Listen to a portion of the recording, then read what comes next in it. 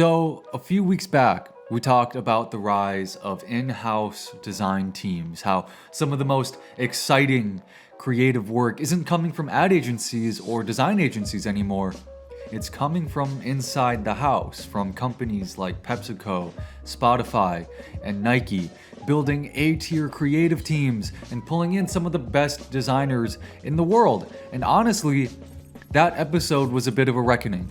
A lot of agencies have gotten stale, comfortable, right? They're stuck playing an old school game in a 2025 league.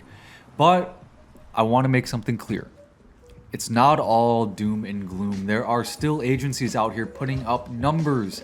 Agencies that designers actively want to work for. Agencies that have become talent magnets, not by just, chasing trends, but by actually understanding the culture, building creative credibility, and delivering consistently great work. So today, we are flipping the script. Instead of talking about the fall of agencies, we're talking about the agencies that are standouts, the winners, the agencies that are still thriving in a world where in-house teams are knocking on the door. But before we get into it, I'm Ziggy the Designer. I'm a graphic designer who's worked alongside some of the world's most recognizable brands, including United Airlines, Target, and Stanford University. If you like the conversations we're having on this show, be sure to support the channel by giving this episode a like, leaving a comment down below, and of course, by subscribing. Let's get into it. Design is all around us, so we might as well talk about it. You can't talk about standout agencies without starting here, with Pentagram, the creative institution, the design mecca. Pentagram has been around since 1972, half a century of design excellence. And what makes Pentagram such a talent magnet is that they've built something no other agency can replicate, and that is true creative ownership. Partners aren't just creative directors like what you see at a traditional agency. No, those creative directors, they own their practice. Pentagram is a co-op, right? Designers who join Pentagram aren't clocking in to push pixels for some faceless corporate structure. They're joining a legacy. Think about the pull of simply saying, I worked at Pentagram. That line alone can change your entire career trajectory as a designer. Their roster is essentially a hall of fame of design, right? We got Paula Scher, Michael Berut, Eddie Opara, Natasha Jen, Emily Oberman. The list goes on. And the work, it's not always the flashiest, I'll admit, but it's consistently influential. From the classic Citibank logo, we all know the story about how it was sketched on a napkin, and now it is living all across the world. Or how about their recent work for the National History Museum and Reddit? Pentagram sets the standard for clarity, simplicity, and timelessness. Their brilliance is that they've built a system that attracts top talent generation after generation. They don't chase hype. They are the standard other agencies get measured against. That's why Pentagram is always part of the conversation for ambitious designers. So if Pentagram is this big institution, then Wolf Olins is the challenger. They're the agency that's never been afraid to throw a punch.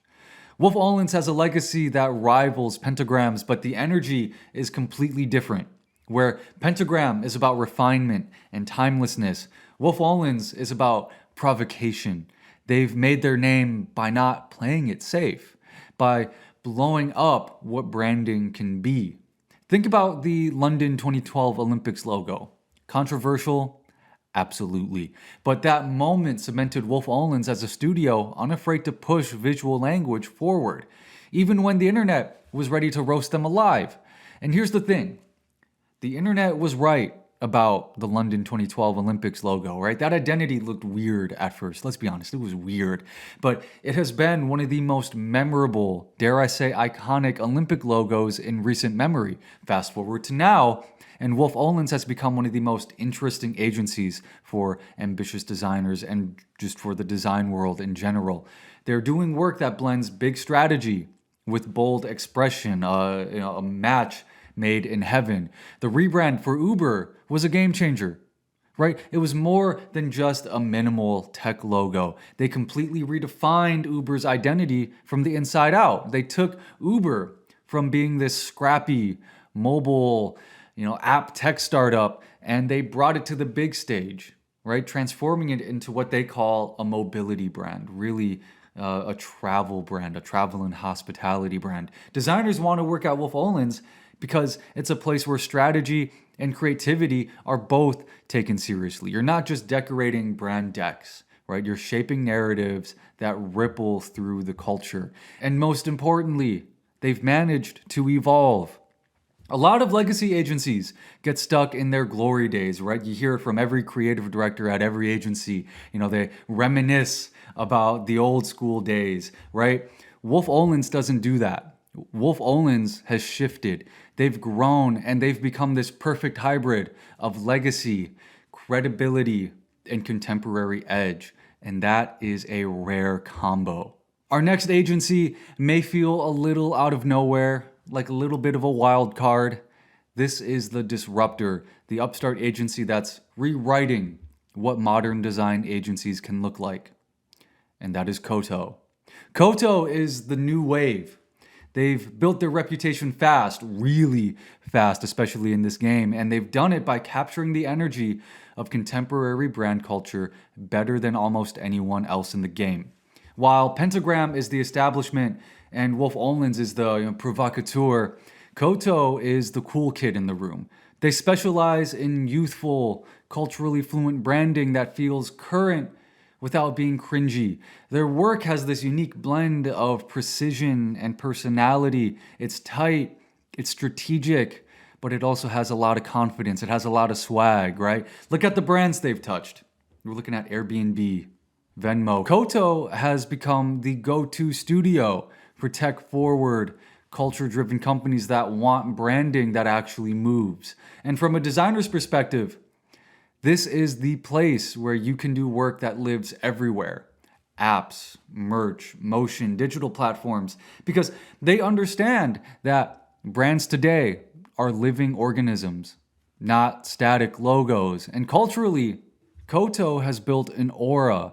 Designers talk about Koto the way Swifties talk about a new album release. They're selective, they're fast, and they know what they're doing. And that makes them magnetic to top-tier talent who want to be part of something fresh. So why these three? Why Pentagram? Why Wolf Olins? Why Koto? Because these three agencies, they understand the moment they're in. Pentagram has timeless credibility and structure. Wolf Olins has strategic boldness and evolution. Koto has cultural fluency and modern relevance. In a world where in-house teams are growing stronger every year, and they are growing stronger every year, let's not deny that, these agencies are thriving because they're not just service providers, they're creative destinations. Designers don't just want a paycheck. They want a stage, a place where their work can live, breathe, and most importantly, where their work matters. And if agencies want to compete with in-house teams, they need to study these three agencies carefully, because this is what is winning in 2025. But what do you think? Are these agencies going to keep in-house teams at bay? Are there any agencies that I missed? Let me know your thoughts down in the comments below. That's all I have for you. Be sure to support the channel by giving this episode a like, subscribing, and of course sharing this one out. I've been Ziggy the Designer. If there are two things you need to know about me, it's that one, I love design. And two, I'm very opinionated. I'll talk with y'all later. Bye-bye.